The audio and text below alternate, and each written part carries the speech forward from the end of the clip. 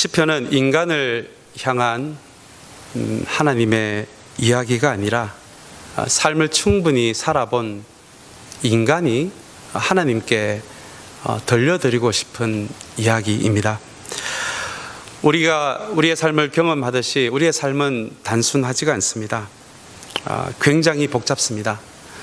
삶을 가만히 들여다보면 기쁨과 슬픔, 위로와 아픔, 기대와 실망, 즐거움과 분노가 규칙적으로 반복해서 드러나는 것이 어쩌면 우리의 삶이 아닌가 생각해 봅니다. 이런 일이 반복될 때마다 다윗이 고백한 것처럼 우리의 영혼이 흔들립니다. 아래 위로도 흔들리고 좌우로도 흔들리는 것이 우리 인간의 인생의 모습입니다. 꽃들만 바람에 의해서 흔들리는 것이 아니라 이렇게 우리의 삶도 흔들립니다. 이렇게 이 앞에서 여러분에게 말씀을 전하는 목회자도 흔들립니다. 목회자도 예외가 아닙니다. 시편의 대부분을 기록한 다윗의 인생도 마찬가지였습니다. 다윗 자신은 흔들리지 않을 줄 알았는데 자신의 삶도 흔들리는 것을 경험합니다. 어떤 일에는 다른 사람들보다도 더 심하게 흔들립니다. 끝이 보이지 않는 영혼의 깊은 밤 한가운데 서 있는 것처럼 느껴질 때도 있습니다. 고립감도 느낍니다. 하나님이 자신을 버린 듯한 느낌도 다윗은 얼마나 많이 가졌는지 모릅니다. 그러나 다윗의 인생에 있어서 한 가지 흥미로운 것은 그렇게 흔들릴 때 하나님에 대한 갈증이 더 커졌다는 것입니다. 그래서 하나님을 더 간절하게 찾았습니다.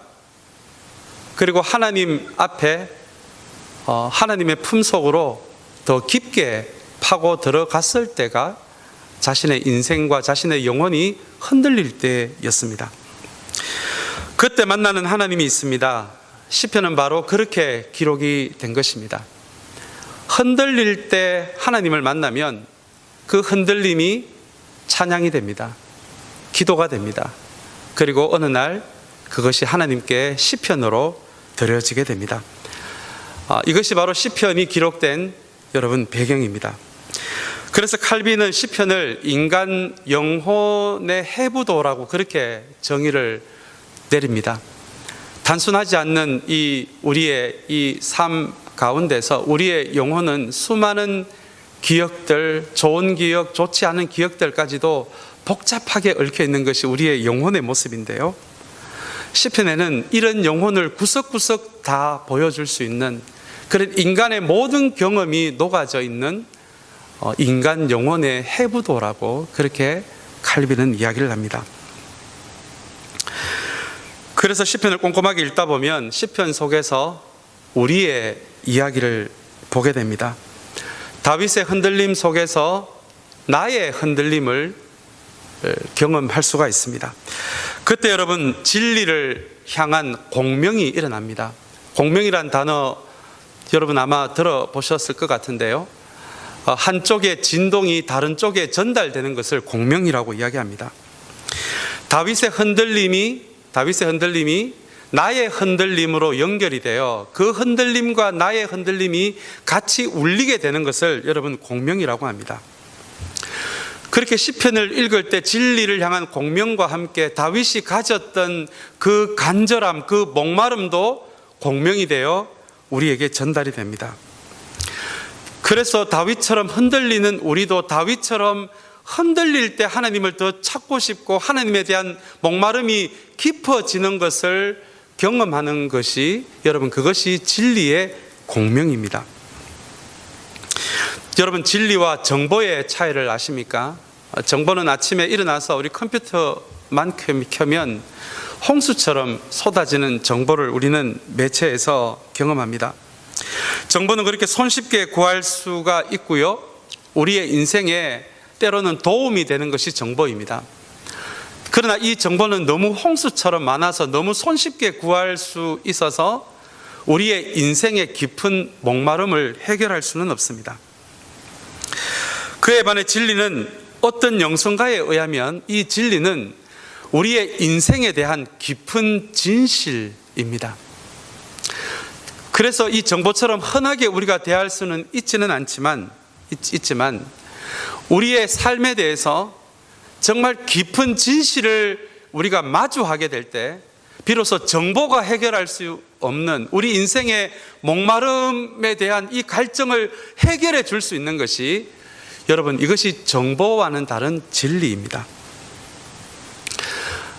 사랑하는 여러분, 오늘 이 예배 자리에서 특별히 시편 1편의 말씀을 대하면서 오늘 이 다윗이 경험한 정보가 아니라 우리의 삶에 대한 깊은 진실, 다윗이 경험한 삶에 대한 깊은 진실을, 그 진리를 함께 마주하게 되는 은혜가 저와 여러분들에게 있게 되기를 주님의 이름으로 축복합니다. 우리의 삶을 향한 깊은 진실을 우리가 마주할 수가 있다라면 다윗처럼, 다윗의 흔들림이 기도가 되고 찬양이 되고 마침내 시가 된 것처럼, 여러분, 우리의 삶의 이야기도, 특별히 코로나 바이러스를 경험해 가면서 우리가 이전보다도 더 심하게 흔들리는 삶을 살아가고 있는데요, 우리가 이런 삶 가운데서도 우리 인생을 향한 참으로 깊은 진실, 그 깊은 진리를 우리가 만날 수가 있다라면 이 시기에 경험하는 우리의 아픔조차도 언젠가는 찬양이 될 수 있고 기도가 될 수 있고, 그리고 하나님 앞에 한편의 시가 되어서 하나님께 드려질 수 있다는 것을 다시 한번 믿음으로 고백하는 이 시간이 되시기를 바랍니다. 오늘 우리가 대하는 이 말씀은 시편 1편의 말씀입니다. 다윗은 자신의 인생에서 경험한 인생에 대한 깊은 진실 한 가지를 이 시편 1편에 아주 멋있는 표현으로 표현을 했는데요, 오늘 이 시편 1편에서 다윗이 발견한 삶에 대한 깊은 진실은 어떤 것일까요? 먼저 정답부터 말씀드리자면 그 진실은 바로 2절에 있습니다. 주님의 율법을 즐거워하며 밤낮으로 묵상하는 사람. 이 2절이 시편 1편의 가장 중심이 되는데요, 다윗이 자신의 인생을 쭉 살아오면서, 오랫동안 살아오면서 마침내 경험한, 이전에는 잘 몰랐지만 마침내는 고백하게 되고 경험하게 된 우리의 인생에 대한 정말 깊은 진실 하나는 주님의 율법을 즐거워하며 밤낮으로 묵상하는 그 사람의 삶이 가장 행복하더라라는 진실입니다.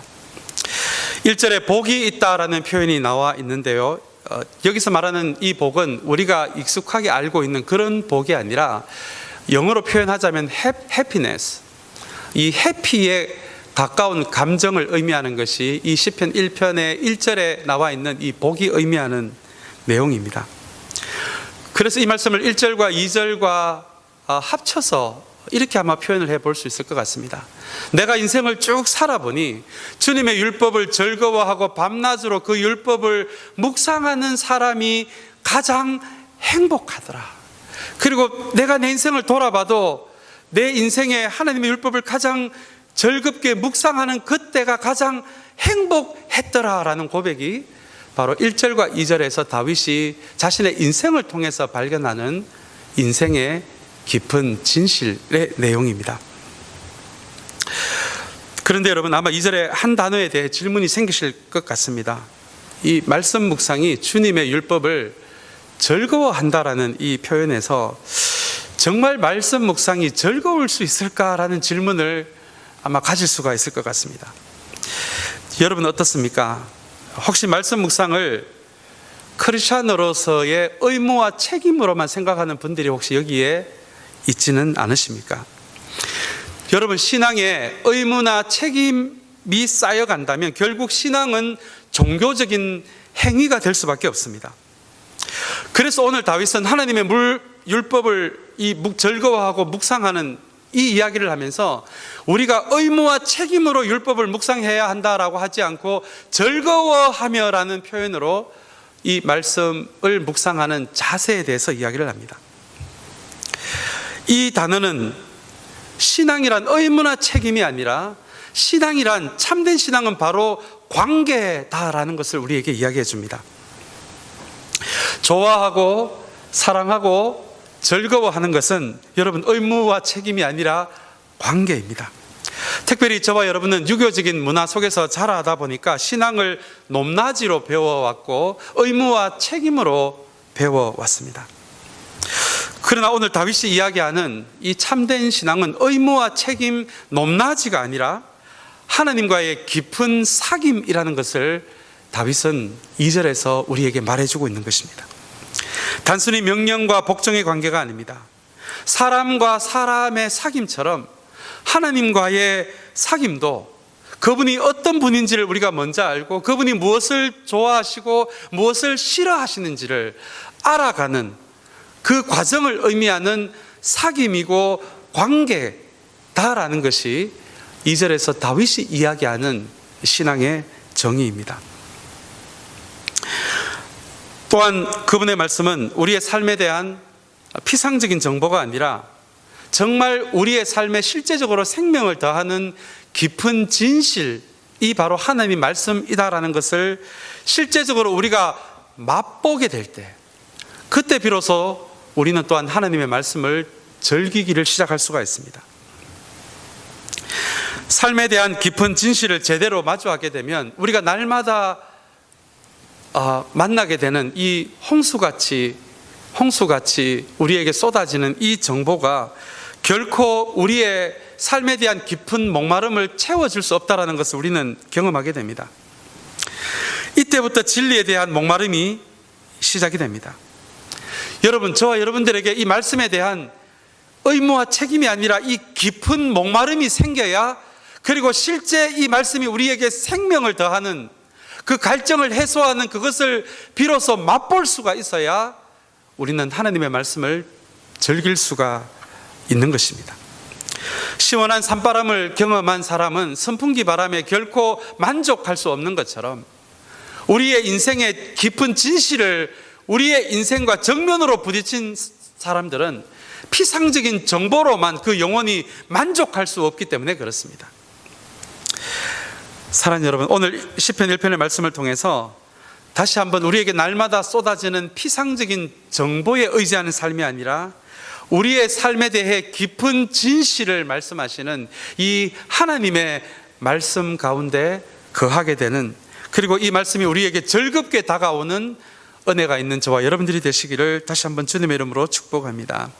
그리고 2절에서 두 번째로 우리의 눈에 들어오는 단어가 여러분 묵상이라는 단어입니다. 이 묵상이라는 단어는 구약의 의미로 작은 소리로 우리의 입으로 중얼거리는 것을 의미합니다. 이런 의미에서 이 묵상은 불교에서 말하는 입을 딱 다물고 깊은 생각에 빠지는 명상과는 다른 것이 성경이 이야기하는 묵상입니다. 그리고 구구단을 기계적으로 외우는 듯한 이 암송과도 다른 것이 이 묵상입니다. 이 묵상은 기계적인 암송이 아니라 이 말씀이 2절의 말씀처럼 너무 좋아서 너무 즐거워서 나도 모르게 내 입에서 웅얼거리며 작은 소리로 읊조리는 것을 이야기합니다. 이것을 유진 피러슨이라는 영성신학자는 마치 뼈다귀가 너무 좋아서 이 뼈다귀를 하루 종일 가지고 놀고 장난치고 입으로 그것을 물어뜯는 이 강아지가 내는, 너무 그 뼈다귀가 좋아서 강아지가 내는 작은 신음소리와 같은 것이 이 성경이 이야기하는 묵상이다라고 이분은 이야기를 합니다.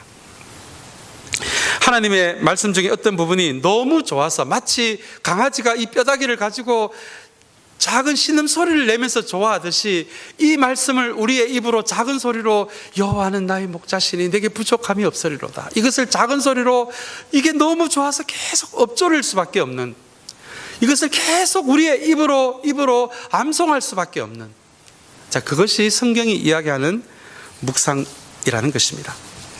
그리고 성경이 이야기하는 묵상은 단지 웅얼거리만 하는 것이 아니라 실천을 위한 웅얼거림이라는 것을 우리가 또한 기억하면 좋겠습니다. 단지 여호와는 나의 목자시니 내게 부족함이 없도다라는 이 말씀이 그저 외우기만 하면 내 감정이 좋아서 나에게 은혜가 되어서만 이 말씀을 묵상하는 것이 아니라 성경이 말하는 묵상은 이 말씀을 살아내기 위해서 하나님 실제로 내 삶이 여호와만으로 만족하게 하시고 여호와가 나와 함께 하시기에 내가 부족함을 느끼지 못하는 그런 삶을 살아가게 하여 주시옵소서, 그런 마음으로 이 말씀을 실제 내 삶으로 살아내고자 하는 마음으로 이 말씀을 내 입으로 웅얼웅얼 거리는 그것을 성경은 묵상이라고 이야기를 합니다. 또한 우리가 이 묵상을 생각할 때 이 성경이 말하는 묵상은 소통이라는 것을 여러분 기억하게 되시길 바랍니다. 하나님께 내가 원하는 것을 아뢰기만 한다면 여러분 그것은 건강한 소통이 아닐 것입니다. 이 남녀의 사귐에서 한쪽만 계속 이야기를 하고 한쪽만 계속 듣기만 한다면 여러분 어떻게 그것을 정직하고 건강한 사귐이라고 우리가 말할 수가 있겠습니까?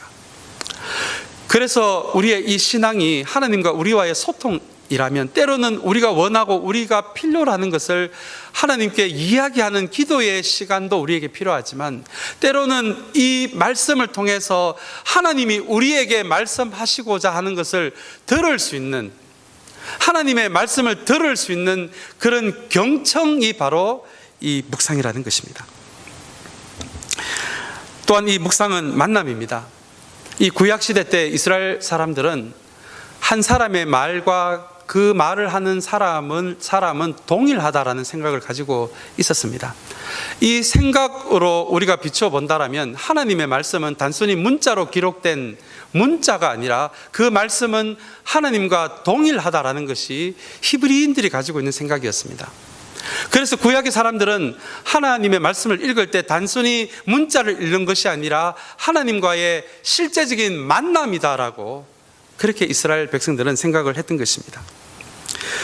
그래서 여러분 이 묵상이 단순히 2절에 간단하게 한 단어로 쓰여진 이 묵상이라는 단어지만 이 묵상은 하나님과의 소통이고요, 하나님의 말씀을 듣는 경청이고요, 하나님과의 만남이고요, 그리고 이것을 내가 살아내기 위해서, 그리고 이 말씀이 너무 좋아서, 그리고 이 말씀이 드러내는 내 인생을 향한 이 깊은 진실을 대하면서 실제로 이 진리가 내 삶의 생명을 다하는 것을 경험하게 되면서 이것이 너무 좋아, 나도 모르게 내 입으로 웅얼웅얼 거리는 것, 엎조리게 되는 것, 이것이 성경이 이야기하는 묵상이라는 것입니다.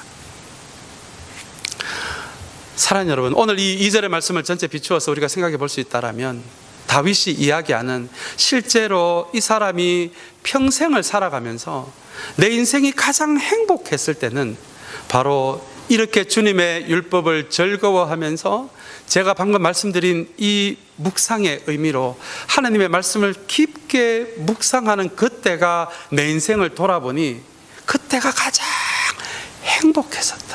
행복했었다라는 고백이 여러분 1절과 2절의 고백입니다. 다윗은 오히려 왕이 되어 봤기 때문에 아마 이 고백이 더 진실하게 다가오는 것 같습니다. 다윗은 목동의 삶을 살아갈 때보다 오히려 왕이었을 때 그 인생이, 그 영혼이 흔들릴 때가 더 많았습니다. 오히려 왕의 힘이 있었기 때문에 그 힘을 의지해서 하나님이 원하지 않는 잘못된 선택을 수없이 했던 사람이 바로 이 다윗이었습니다. 그래서 다윗은 오늘 본문의 1절처럼 진짜 행복이 무엇인지를 이렇게 고백하고 있는 것입니다. 진짜 행복이 왕이 되어서 원하는 것을 가지고 원하는 것을 이룰 수 있는 그런 외적인 조건이 충분하면 진짜 내가 행복할 줄 알았는데 실제 왕이 되어서 그 삶이 더 흔들리는 것을 경험하면서 다윗은 마침내 진짜 우리에게 주는 이 참된 행복은 하나님의 말씀을 묵상하고 즐거워할 때가 가장 내 인생 돌아보니 행복했었다라는 것이 다윗이 우리에게 들려주는 이 참된 행복의 조건입니다. 그것이 가장 행복할 수밖에 없던 이유가 바로 3절에 나옵니다. 3절에 보시면 그는 시냇가에 심은 나무가 철 따라 열매를 맺으며 그 잎이 시들지 아니함 같으니 하는 일마다 잘 될 것이다 라는 말씀이 나옵니다. 하나님의 말씀을 즐겁게 웅얼거리며 묵상하는 사람을 이 3절에 보시면 그 사람은 마치 시냇가에 심은 나무 같다라고 이렇게 표현을 합니다. 여러분, 이 성경이 우리에게 주는 정말 우리의 인생을 향한 그 깊은 진실을 담은 수많은 아름다운 표현이 있는데, 아마 시냇가에 심은 나무라는 이 표현이 아마 성경이 우리에게 이 진리를 쫓아가는 삶이 어떠한 삶인지를 보여주는 정말 아름다운 그림 중에 하나가 여러분 시냇가에 심은 나무입니다. 시냇가에 심겨진 나무는 그 뿌리가 눈에 보이지 않는 뿌리가 생명을 의미하는 물에 이렇게 연결되어 있는 그 이미지가 바로 시냇가에 심은 나무입니다. 나무에 보이지 않는 이 뿌리가 아마 사람들의 눈에 보이지 않는 하나님만 나에게만 느껴지는 나의 내면이 바로 이 뿌리에 해당될 것 같고요. 그리고 이 시냇가는 하나님의 말씀, 하나님의 말씀이 주는 생명을 의미하는 것이 바로 여러분 이 시냇가입니다. 그렇다면 이 다윗이 이야기하는 가장 행복한 사람은 어떤 사람이냐라면, 나와 하나님의 눈에만 보이는 결코 다른 사람의 눈에 보이지 않는 이 내면이 그래서 다른 사람에게 이것이 연결되어 있는 것처럼 쇼는 할 수 있지만, 그러나 실제로 다른 사람의 눈에 보이지 않는 이 내면이 하나님의 말씀과 생명에 연결되어 있는지 없는지는 하나님과 나만 알 수 있는, 다른 사람의 눈에 보이지 않는 나의 이 내면이 실제로 하나님의 말씀과 하나님의 생명력과 연결되어 있는 그 사람이 자신의 인생을 살아보니까 가장 행복하더라라는 것이 3절이 우리에게 들려주는 이야기입니다.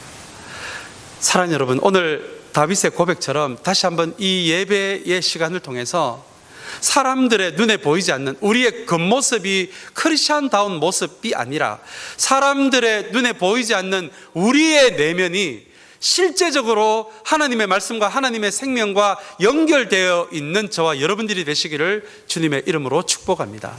이것이 눈에 보이지 않는 뿌리가 이 시냇물과 연결되어 있는 이 이미지가 우리에게 말해주고 있는 것입니다. 그렇다면 여러분, 이 시냇가에 심겨진 눈에 보이지 않는 뿌리가 시냇가와 연결되어 있는 나무에게 도대체 어떤 일이 벌어질까요?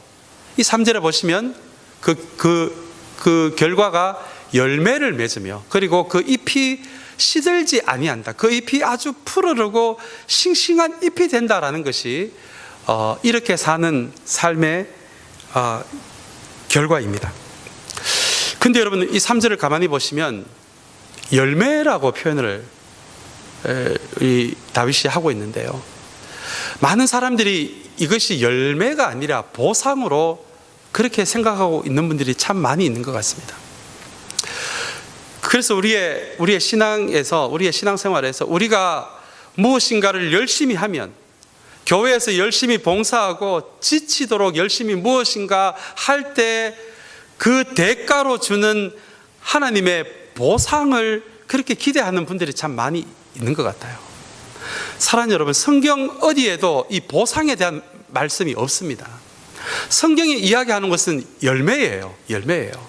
우리가 이렇게 열심히 살았고 열심히 교회에서 봉사를 했고 지치도록 헌신을 했기 때문에 하나님이 우리에게 복을 주시는 개념이 아니라, 사람들의 눈에 보이지 않는 우리의 내면이 실제로 하나님의 말씀과 연결되어 있을 때 자연스럽게 드러날 수밖에 없는 열매가 우리에게 있다라고 하는 것이 성경이 우리에게 이야기하는 열매입니다. 여러분, 보상이 아닙니다. 그래서 내가 교회에서 이렇게 열심히 해야지, 이렇게 열심히 봉사해야지, 이렇게 열심히 헌신해야지, 하나하나 소중하고 아름다운 모습이지만 그것 이전에, 그것보다도 여러분들의 보이지 않는 내면이 하나님의 말씀과 먼저 연결되어 있는지를 보는 것이, 여러분, 그것이 성경이 이야기하는 하나님을 따르는 방식이라는 것입니다. 우리의 내면이 하나님과 신실하게 연결되어 있다라면 말씀의 능력을 통해서 우리에게 열매가 맺혀질 수밖에 없는 것이고, 연결되어 있다면 우리에게 연결되어 있는 이 잎사귀가 푸르를 수밖에 없는, 그 결과로 열매처럼 자연스럽게 드러날 수밖에 없는 것이, 여러분, 이것이 신앙의 열매입니다. 이 열매는 가만히 보시면 나무가 그 열매를 먹지 않습니다. 열매 안에는 또 다른 생명을 맺게 하는 씨앗이 숨어 있습니다. 그리고 이 푸르른 잎은 한여름에 지나가는 사람들에게 시원한 그늘을 제공해 줍니다. 다시 이야기하면 이 3절의 말씀은 눈에 보이지 않는 내면이 하나님께 연결이 되어 있고 하나님의 말씀을 즐겁게 웅얼거리고 읊조리는 그 사람의 삶은 언젠가는 자연스럽게 열매가 맺혀질 수밖에 없는데 이 열매와 잎을 통해서 결국은 나를 위한 삶이 아니라 다른 사람들에게 선물이 되어주는 삶, 다른 사람을 세워줄 수 있는 삶, 다른 사람에게 생명을 전해주는 그 삶의 결과가 자연스럽게 나올 수밖에 없고 그 삶이 내가 지나고 나서 보니 그 삶이 가장 행복한 삶이더라 라는 것이 여러분 1절, 2절, 3절이 우리에게 말씀해 주고 있는 내용입니다. 사랑하는 여러분, 우리가 여기서 반드시 기억해야 할 것은 이렇게 열매와 싱싱한 잎사귀 같은 풍성한 삶이 가능한 그 원인이 나무가 아니라는 것입니다. 그 원동력은 하나님의 말씀 안에 있습니다. 특별히 구약 전체에서 이야기하는 하나님의 말씀은 그 안에 없는 것을 있게 하는, 없는 존재를 있게 하는 그 창조의 힘이 말씀 안에 있다라고 성경은 이야기를 합니다. 하나님의 말씀은 곧 하나님 그 자신이기 때문에 그분의 말씀 안에는 무엇을, 없는 것을 만들어내는 능력이 그분의 말씀 안에 있는 것입니다. 이렇게 나무가 열매를 맺고 그 잎사귀가 풀어져 가는 이유는 나무가 잘났어가 아니라, 나무에게 뭔가 특별한 스페셜한 뭔가가 있었어가 아니라, 그것이 그 나무와 연결이 되어서 마침내 없던 것을 만들어낼 수 있는 하나님의 말씀과 연결이 되었기 때문에 그 결과로 나타날 수밖에 없는 것이 열매이며 푸른 잎사귀라는 것입니다. 사랑하는 여러분, 인간에 대한 하나님의 창조는 창세기에서 첫 번째로 있었지만 바울은 하나님의 이 말씀을 다시 한번 인용하면서 이 말씀이 부활하신 예수님과 성령을 통해서 우리의 내면을 새롭게 창조하는, 말씀으로 새로운 것을 창조해가는 이 재창조가 말씀을 통해서 우리 안에 벌어지고 있다라고 그렇게 바울은 고백을 합니다. 우리 내면 안에 삶에 대한 깊은 진실을 심고 그분의 사랑을 심고 그분의 가치로 우리 내면을 말씀으로 끊임없이 지금도 성부성자 성령께서 재창조하고 있다라고 하는 것이 바울의 고백입니다. 4절에는 시냇가에 심은 나무와는 반대가 되는 이미지가 나옵니다. 그 이미지는 바로 바람에 흩날리는 쭉정이입니다. 여러분, 이 이미지가 얼마나 강력한 이미지인지 모릅니다. 말씀을 가볍게 여기는 인생, 경청하지 않는 인생, 순간적인 이익을 위해 정보만 모으는 인생, 삶에 대한 진실을 마주하지 않으려고 하는 인생은 결국은 인생의 바람이 불 때 여기저기를 날아다니는 바람에 흩날리는 쭉정이와 같은 인생을 살아갈 수밖에 없다라고 하는 것이 다윗이 4절에서 우리에게 이야기를 하고 있는 것입니다. 이런 사람은 결국은 그 삶의 중심이 없으니까요, 1절이 말하는 것처럼 악인의 꾀를 따르게 될 수밖에 없고 죄인의 길에 설 수밖에 없고 오만한 자의 자리에 앉을 수밖에 없는 것이 하나님의 말씀과 연결되지 않는 인생, 그래서 바람이 불면 여기저기로 날아다니는 쭉정이 같은 인생이 될 수밖에 없다라고 하는 것이, 이것이 바로 다윗의 경험이면서 다윗이 우리에게 이야기하고 있는 내용입니다. 사랑하는 여러분, 이제 말씀을 맺기를 원합니다. 오늘 이 예배를 통해서 특별히 코로나 바이러스 같은 이 힘든 시기를 지나면서 다시 한번 저와 여러분들은 시냇가에 심겨진 나무와 같은 인생으로 세워지게 되기를 주님의 이름으로 축복합니다. 그리고 우리 교회도, 주님께서 우리에게 선물로 주신 우리 공동체도 시냇가에 심겨진 나무와 같은 교회가 되기를 또한 축복합니다. 특별히 코로나 바이러스로 인해 모든 것이 불안해지는 이때에 우리는 더욱더 다윗처럼 하나님에 대한 목마름과 갈증으로 하나님의 품속으로 파고 들어가는 저와 여러분들이 되시길 바랍니다. 그래서 언젠가 시간이 다 지났을 때, 모든 것이 지나갔을 때, 다윗의 인생과 삶뿐만 아니라 저와 여러분들의 삶도 인생도 언젠가는 하나님 앞에 드려지는 찬양이 되고 기도가 되고, 그리고 시냇가에 심겨진 나무처럼 한편의 시가 되어서 하나님께 올려드릴 수 있는 그 삶을 붙들 수 있는 저와 여러분들이 되시기를 주님의 이름으로 축복합니다.